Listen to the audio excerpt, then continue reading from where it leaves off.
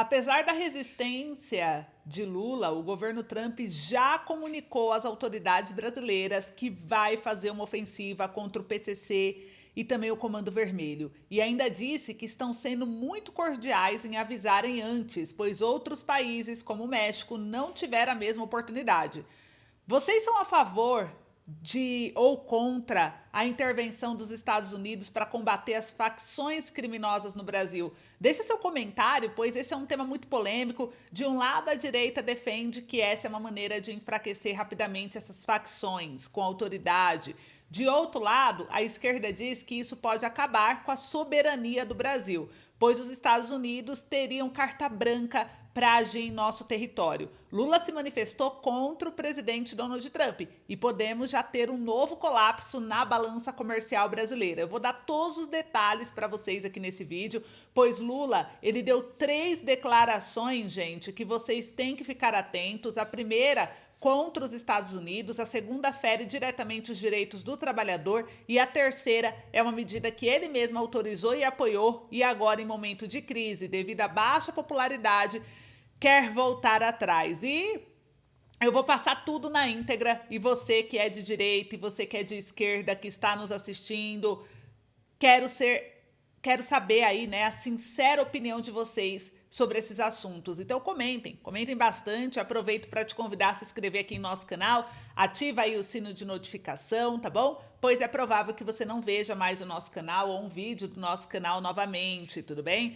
Dessa forma você fica por dentro sempre que postar um vídeo novo por aqui. E também, ainda nesse vídeo aqui de hoje, falaremos sobre 2 contradições do ministro Alexandre de Moraes. É, gente, isso mesmo. O Alexandre de Moraes e a própria Defensoria Pública da União se manifestou contra o ministro do STF, gente. Para quem achava no ano passado que tudo que o mandatário fazia era a favor da democracia, vai ficando mais claro que as suas ações são para a autodefesa e também a perpetuação do poder, né? Ele quer, inclusive, aprovar uma ação que dificulta a investigação sobre supostos crimes e eu vou dar todos os detalhes aqui para vocês. Então, se você gosta desse tipo de assunto, não tem medo de ouvir a notícia da forma como ela é, segue aqui a gente. Eu sou a Ana Paula, você está aqui no canal Brasil Raiz, fique até o final do vídeo para você não perder nada, né? Deixa eu mostrar aqui, já vou compartilhar a tela, já vamos aqui ao que interessa direto para vocês verem junto comigo. E vão comentando aí de qual cidade, de qual estado você é também, que eu quero conhecer um pouquinho sobre vocês, tudo bem?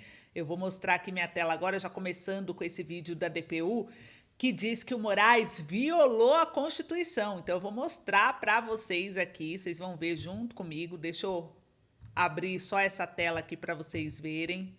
Só mais um momento. Isso daqui veio noticiado pelo jornal Metrópolis, tá bom? Então deixa eu compartilhar aqui a tela inteira. Olha só o que diz aqui o jornal Metrópolis. Federal em um processo contra Eduardo Talhaferro. A DPU pediu a anulação imediata da decisão de Moraes, que determinou que a instituição assuma a defesa de Talhaferro, que assessorou o ministro no TSE e responde a uma ação penal sob acusação de vazar conversas de juízes do gabinete de Moraes. De acordo com a DPU, Moraes descumpriu artigos da Constituição e do Código de Processo Penal, que garantem o direito de Talhaferro se manifestar sobre a escolha de advogados de sua confiança antes que ela, a Defensoria Pública da União, seja designada para representá-lo. Na petição, a Defensoria sustenta que a nomeação sumária, sem autorização do acusado, não encontra amparo no texto legal. Afirmou a DPU. A nulidade daí decorrente é absoluta, por envolver violação direta ao artigo 5º da Constituição Federal, ao artigo 263 do Código de Processo Penal e ao artigo 265 do mesmo diploma, bem como ao artigo 8º da Convenção Americana sobre Direitos Humanos, que asseguram expressamente ao acusado o direito de defender-se por meio de advogado de sua própria escolha. Fecha aspas. A Defensoria Pública... Pessoal, vocês viram aí?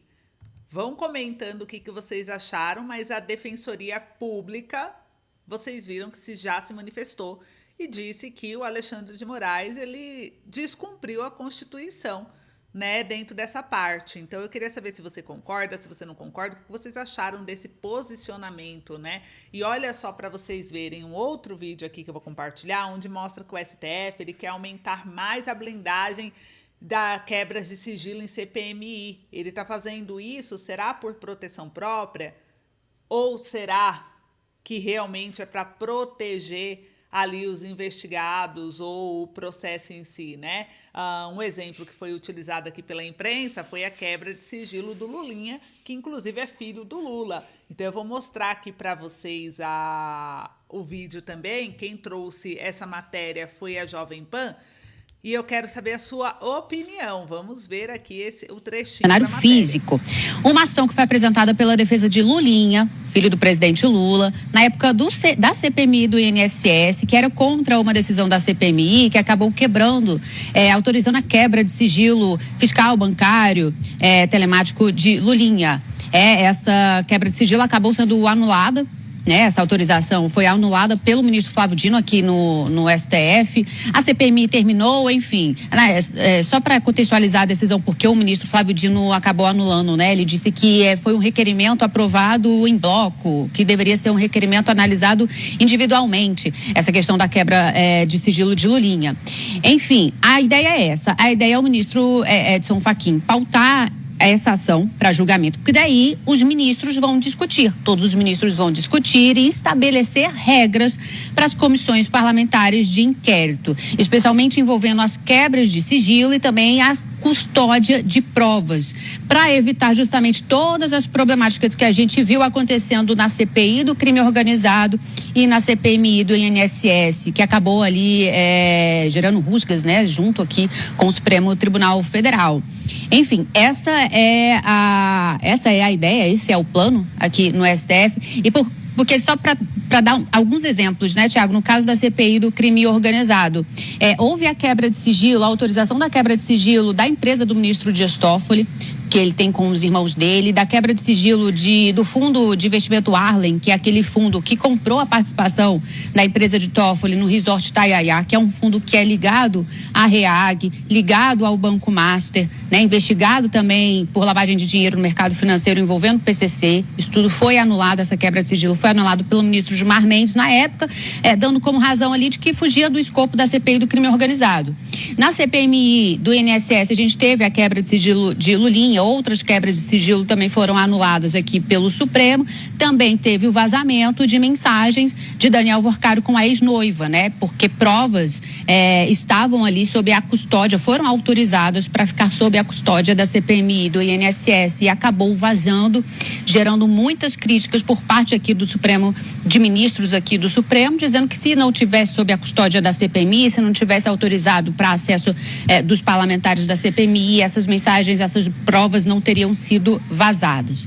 E seria também, Tiago, colocar essa ação, essa questão, essa pauta específica para discussão entre os ministros no plenário físico, seria também uma forma do ministro Edson Fachin se redimir com alguns ministros, os quais ele tem tido algum embate, né? Ministros que criticam o presidente do STF de que ele não está defendendo esses ministros, mas sim defendendo um código de ética de conduta de ministros do Supremo. São ministros que estão ligados à questão do Banco Master, como o ministro Dias Toffoli, o ministro Alexandre de Moraes e o próprio ministro Gilmar Mendes, que tem feito essas críticas de que o ministro Fachin não tem defendido os pares, né, os colegas. Então, a ver, Tiago, é o que se fala nos bastidores, que sim, o ministro Edson Fachin pensa em colocar essa ação para a pauta e aí limitar regras das comissões parlamentares de inquérito lá no Congresso, na Câmara, no Senado. Porque o plano é o seguinte. Bom, pessoal, vocês viram aí, né, essa situação aqui veio também pela Jovem Pan e eu queria saber de vocês, né, o STF, esse debate aí sobre o papel do Supremo Tribunal Federal atingiu um novo nível e isso não é por acaso, como vocês viram aqui na matéria. O que está em jogo não é apenas uma decisão ou outra, mas a crescente sensação de que o judiciário brasileiro ele opera hoje com um grau de poder praticamente sem limites claros e com pouca prestação de contas à sociedade. E no centro dessa discussão está novamente o ministro Alexandre de Moraes. Ele está sendo frequentemente citado em decisões de grande impacto político, investigações sensíveis, medidas duras, e para muitos isso já ultrapassa o papel tradicional de um juiz e entra em um território perigoso, que é o de concentração excessiva de poder. Mas há um ponto ainda mais sensível, né? O que incomoda cada vez mais, a relação entre o poder institucional aqui do Brasil e os benefícios indiretos também ao redor desse poder. Quando surgem reportagens sobre escritórios de advocacia ligados a familiares de autoridades, como no caso aqui do próprio Alexandre de Moraes, onde a esposa dele faz parte, né, ali da sociedade, recebendo contratos milionários, onde já foi divulgado aqui também pela imprensa, através de analistas, né, analisando o serviço que ela cobrou do Banco Master, o valor padrão de mercado. Está extremamente acima dos padrões de mercado, 30 vezes mais caro do que um contrato com outro escritório. E aí vem uma pergunta que não é apenas jurídica, é uma pergunta moral, é institucional. Isso é apenas coincidência ou é reflexo de proximidade com pessoas ligadas ao poder, né? No caso mesmo aí da Viviane, esposa do Moraes. A gente vê, mesmo que não haja uma condenação, uma ilegalidade comprovada, a simples existência dessa situação levantou dúvidas legítimas. Haveria conflito de interesse indireto? Será que o Banco Master ou qualquer outra empresa contrataria da mesma forma e pagaria 30 vezes mais caro para o escritório ali da esposa do Moraes, se não houvesse essa ligação com o topo do judiciário? O que vocês acham? Existe transparência suficiente para afastar qualquer suspeita? Então, o problema é o quê? Que quando essas perguntas não são respondidas de uma forma clara ou convincente, o efeito é devastador, porque a confiança pública começa realmente a ruir, né? E aí entra esse debate aí da questão do Código de Ética no STF. Ministros, né, ou como o próprio presidente Lula trouxe aí, falando que o ministro não é para ficar milionário. Ministros do STF não é para ficar, o juiz não é para vir ficar milionário, é para vir defender ali, de fato, a Constituição.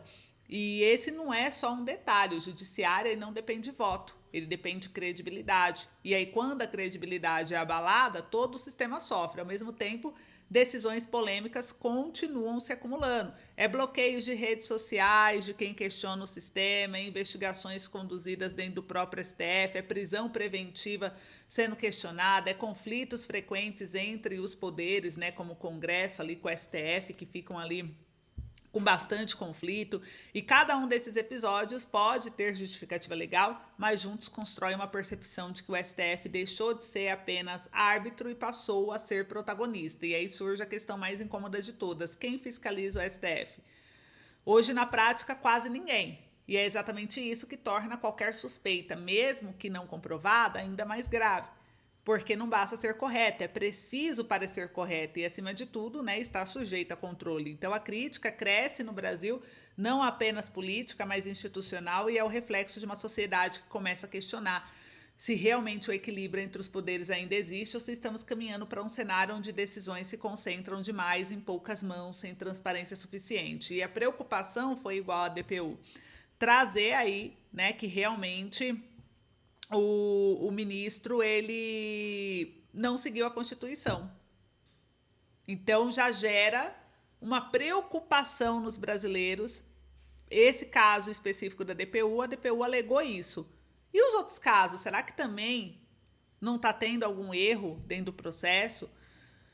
Né? Então gera esse incômodo. Eu queria saber de vocês aí a sua opinião. Enquanto vocês comentam, eu vou trazer aqui uma outra situação também, que é o Trump, gente. É um caso mais grave ainda, porque o Trump, ele ameaça aí o Brasil e mandou recado direto. Olha só, vamos falar sobre essa obstrução geral que pode acontecer, porque o governo Trump, ele quer obstruir, né, a respeito da facção. Eu vou trazer aqui para vocês essa matéria, deixa eu compartilhar aqui também.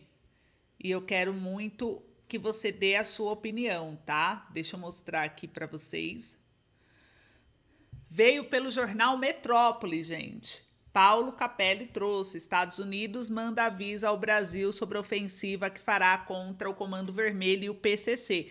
Então, o governo dos Estados Unidos enviou um recado ao presidente do Banco Central do Brasil, Gabriel Galípolo, sobre a ofensiva que pretende fazer contra as facções, que é o Comando Vermelho e o primeiro comando da capital, que é o PCC.